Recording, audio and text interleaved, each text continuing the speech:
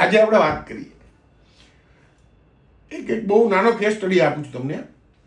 Digital અત્યારે બધા જ રિયલ એસ્ટેટની અંદર એક કન્સેપ્ટ થઈ ગયો છે કે આપણે ખાલી ડિજિટલ કરી નાખીએ એટલે પતી ગયું. 25, 50, 100, 200, 500 કરોડના પ્રોજેક્ટ જે છે એમાં ખાલી ડિજિટલ થતું હોય છે. પણ ડિજિટલ અને ટ્રેડિશનલમાં શું ફેર એ આજે તમને કહું છું. બે કંપની છે પરફ્યુમની છે.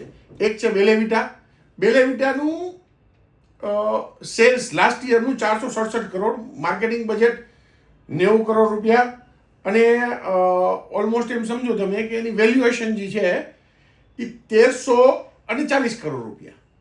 સેમ ટાઈમ એ ફોગ લાસ્ટ યરનું turnover 1100 crore, marketing budget advertising budget જે છે એ ઓલમોસ્ટ 100 કરોડની આસપાસ, અને વેલ્યુએશન 10,000 કરોડ.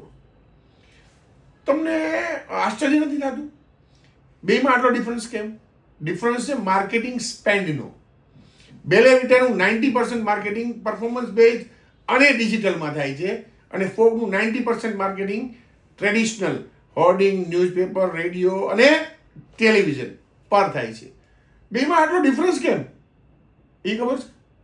એનું મેઇન કારણ એ છે કે ક્ષણિક અસર આપે છે ડિજિટલ, અને આખા માર્કેટનું પરસેપ્શન જે લે છે એનું જ નહીં, પણ આખા માર્કેટનું બધાની મગજમાં જગ્યા બનાવી, એક પરસેપ્શન બનાવવું, એક નરેટિવ સેટ કરવું, એ કામ ટ્રેડિશનલ મીડિયાનું છે. એટલે ડિફરન્સ છે. 467 કરોડમાં 3 ટાઈમ્સ અને 1100 કરોડમાં 8 ટાઈમ્સ. આ જે દિવસે બિલ્ડરને અને બધાને સમજાઈ જશે ને તેની ખબર પડશે કે ખાલી ડિજિટલથી માલ ના વેચાય.